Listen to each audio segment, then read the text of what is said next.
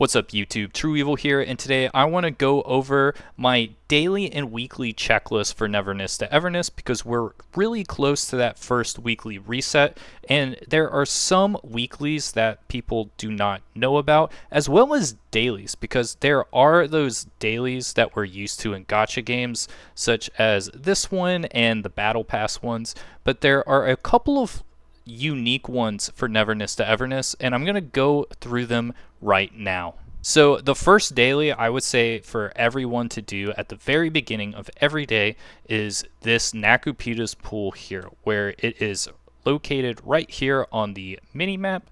And what this does is it gives you a randomized blessing, and it can be something that gives you extra fons, gives you extra boosts. It's just going to be random every day. And the reason you do it at the beginning is, for example, my blessing today was that when I broke boxes, I got extra fons. And, playing for 2 hours and getting that extra fons is much better than, say, ending the day, doing the blessing to try to get something that's just a one-off reward, and then finding out that everything you've done today, you could have gotten much more currency if you had just done the fountain. So I just always start the day with the fountain. Really easy and chill thing to do. The next daily and weekly I want to talk about is going to be the Realm of Greed, which if you do is going to give you a weekly amount of fons. So this is really important because this is going to help boost that tycoon level. And right now the strongest we can get it is to level 3. If you don't know how to unlock this, what you need to do is beat the auction house main story quest, and then you go to the auction house, which is located over here, and you're going to want to get this, and then you're going to want to get the upgrade material, which is right here. You can do 2 auctions to get that 25 extra coins, so you can upgrade it to level 3. You don't want to just get this and do level 1 because it is a weekly, so you want to make sure you're doing the toughest version of it that you can do and get the maximum amount of fons possible. Then you're going to fight the boss from the Pink Paws heist.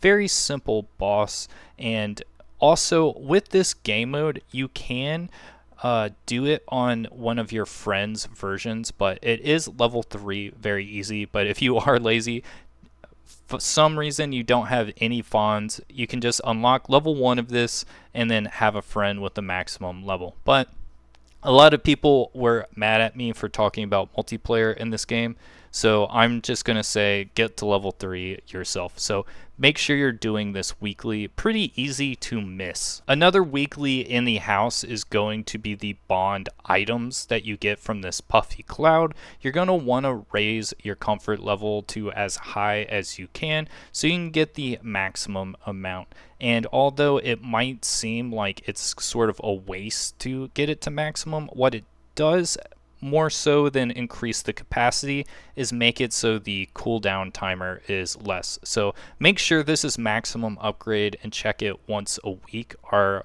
twice a week so you're getting those upgrade items for your characters. The next daily that you're going to want to make sure you're doing every day is giving your gifts. And the reason for it is you might be saying to yourself, I don't really care about getting like the outfits for my characters or the avatars. That's not necessarily what matters from this. What matters is this Heart of Bond right here, where it's going to give your character like say flat 5% attack increase. And it's different for every character. So you want to be making sure that you're picking the characters that you're going to be using and upgrading them so that you can get this bond level increase. And you don't necessarily have to worry about running out of items because there are items that you can buy with fons. For example, with Ju Yuan, you can buy cold brew and use that. So make sure that you're using your 10 every day and making sure that you're building up for that 5% attack increase, 4% crit rate, HP increase, etc., etc., because it's going to help you. And also it's going to be nice to have GU on in those leggings, if you know what I'm saying. The next daily I would recommend everyone to be doing right now is going to be fishing. And the reason for it is if you go to the fish market, there are these fish that you can sell that is going to give you extra of the fishing currency. And the great thing about fishing is that it is the quickest way to use your city stamina. So if you want to just use all 500 of it as quickly as possible, fishing is going to be the best way to do it. So prioritizing these on your dailies is going to help really quickly at later in the game, because you're going to be able to unlock the, I have to go to the fish market, 1 second. You're going to be able to unlock these much quicker. And once you're able to purchase these, it's just going to make it so like every fish you catch is going to be worth a ton of fons, and you can use up your city stamina probably super fast. So highly recommend to prioritize these fishing quests, because they are going to make it so you don't have to dread using like 500 city stamina in like maybe 2 days if you're forgetting to use it. So definitely prioritize this. Speaking of mini games that you should be doing daily, be sure to check at least once a day right now and do the cafe mini game, the idle version of it. You don't necessarily need to prioritize the active version of this, but you need to be doing the idle. And although it might not seem like a lot of fons you are getting right now, it's going to go up significantly, especially once you start getting multiple of the locations.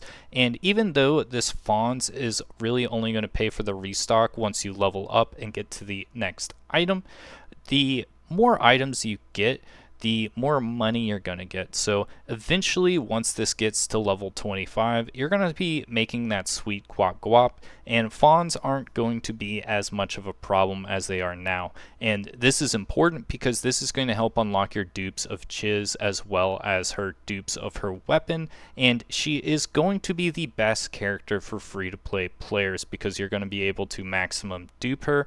So definitely prioritize this, because this is going to help so much. And you know, having that idle income be high is much better than just like avoiding it and it being low.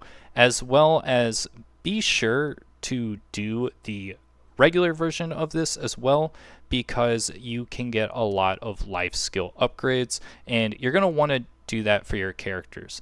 And I would say to get most of them who have like helpful things for owner selection to level 3, like Skias is really helpful, especially on a couple of the missions where there's a ton of impatient customers. This is going to help tons. You get Adlers, which makes the coffee auto prepared, which might not seem good, but there is one mission where it's called like Coffee Rush Madness or something, and if you do not have this, I don't think that you can 3-star it, because oh my, it's just making the same coffee like a bazillion times, and you lose out on about 5 seconds if you don't have this, which is going to make or break it, because you need to do like 5 like orders at the same time. So definitely prioritize this level 3, definitely make it up. As well as in terms of these levels, in terms of like getting money, I would say that like Edgar's is not as important as say like Adler's and Mint's, because once you get 2 shops, the extra traffic isn't going to be as good as the additional price of the fons with the dishes. So definitely prioritize like Mint and Adler for those, and then Skia and Edgar for the next. So that's personally what I'm going to be doing. And then once you get the characters that like have everything that you want for owner selection, upgrade Haniel's, because Haniel doesn't have the owner selection, and she's just going to get you more cash for less because she can have that level 3 upgrade. So in terms of using your stamina, the weekly rewards is you can fight the bosses up to 3 times. I think the first time you do them is free, but then like, you know, the repetitive times to get resources, it counts in those 3. You're going to want to make sure to do this, but if you don't want to use your stamina on this day, let me show you a quick trick. If you don't want to use your stamina for the day, like maybe you're too busy to play the game, you can go to the butler and do quick explore. This is why he's really good to upgrade, because you can do certain things multiple times. So like say you don't have enough time to explore, then you can do the butler. You have to beat it once, but once you do, you can just do this really easy way to get your stamina done and not have to worry about it. So definitely be sure to use this if you're not having the time to use up your stamina, because it always feels bad if you don't use your 240, and on games like this they usually don't have a sweep option, so it's nice that they do have one. It's just, well, it's kind of hidden within the house, so be sure that you know that you can do some easy clears.